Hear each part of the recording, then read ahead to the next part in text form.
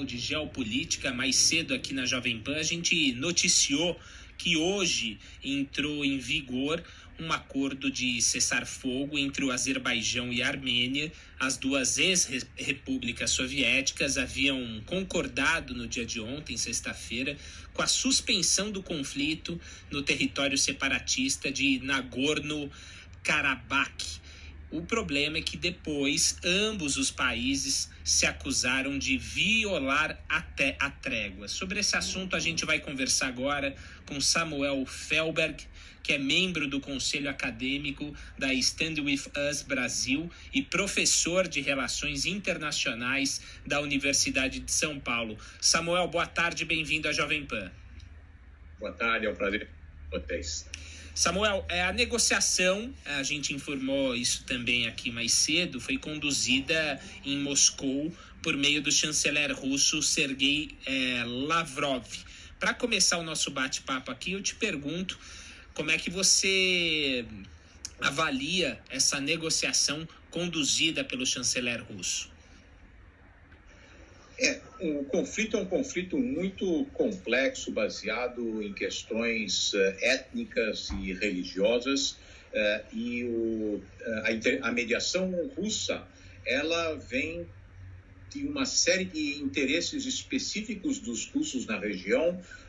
Um deles é a ligação histórica entre os russos e os armênios, que compartilham do credo religioso cristão ortodoxo, e que os diferencia do Azerbaijão muçulmano, que vem recebendo apoio da Turquia. Então nós temos, de uma certa forma, uma reprodução do que pode ser visto como uma repetição daquilo que aconteceu nos primórdios da Primeira Guerra Mundial, quando russos e muçulmanos, no caso da época da Bósnia e Herzegovina, se opuseram e levaram a um conflito de grandes proporções. Agora, obviamente, o risco não é tão grande, mas os russos têm um papel histórico na sua relação com a Armênia, e ainda que não tenham apoiado incondicionalmente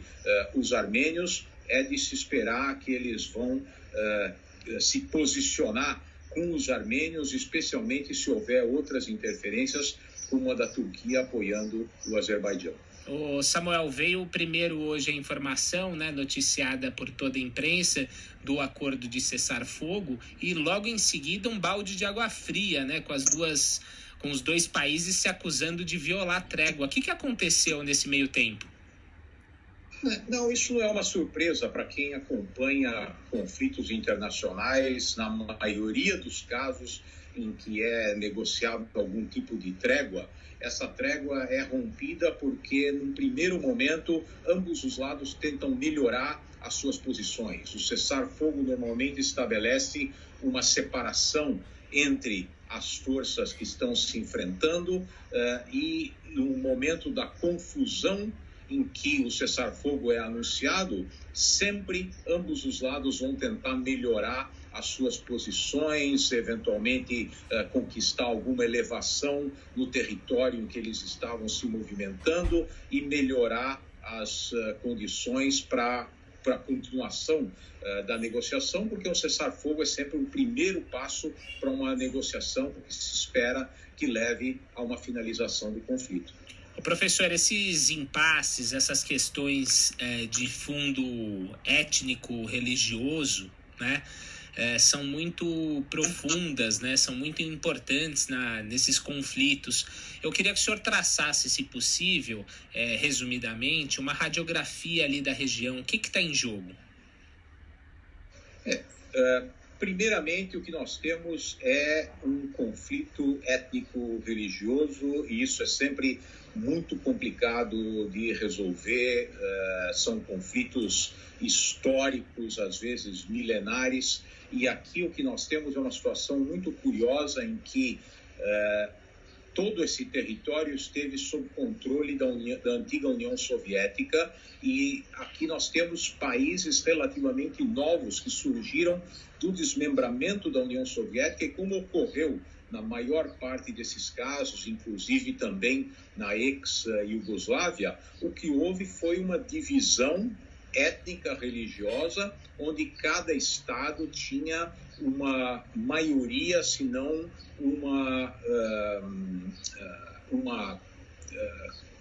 população que era absolutamente pertencente a uma etnia ou um credo religioso.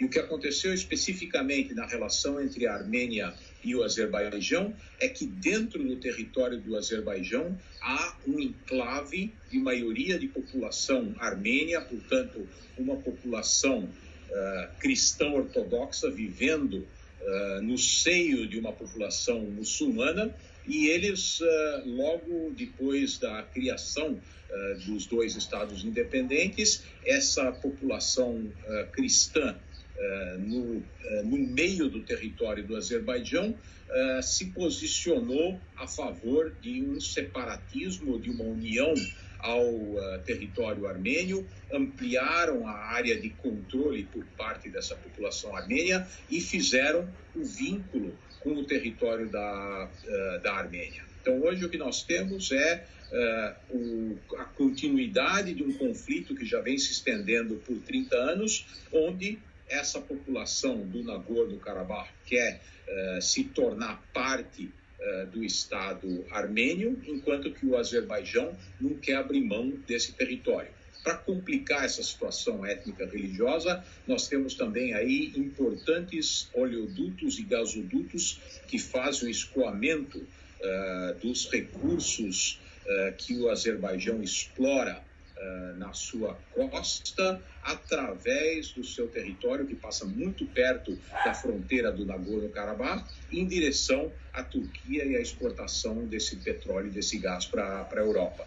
Então, um dos aspectos importantes desse conflito é que, se a área do conflito se amplia, ela pode afetar o território por onde passam esses oleodutos e gasodutos e, eventualmente, interromper o fluxo de recurso, que é a principal e quase que a única fonte de moeda externa que o Azerbaijão obtém através da exportação. Professor, o ministro das Relações Exteriores da Rússia disse em comunicado na madrugada de hoje, depois de várias horas aí de negociações, que o cessar-fogo foi acordado por motivos humanitários.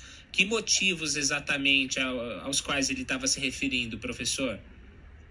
Ele está se referindo ao fato de que esse conflito já tinha escalado de tal forma que já não era limitado às forças armadas dos dois países, já havia áreas civis que estavam sendo bombardeadas e que já causou uma série de mortos civis. Nós estamos falando entre civis e militares de várias dezenas de mortos de ambos os lados, tanto no caso da Armênia quanto do Azerbaijão, também de alguns oficiais do alto escalão das Forças Armadas. Perfeito. Samuel Felber, membro do Conselho Acadêmico da Stand With Us Brasil e professor de Relações Internacionais da Universidade de São Paulo. Muito obrigado pela entrevista do senhor, bastante esclarecedora, viu? Obrigado, disponham, estou sempre à disposição de vocês. Boa tarde.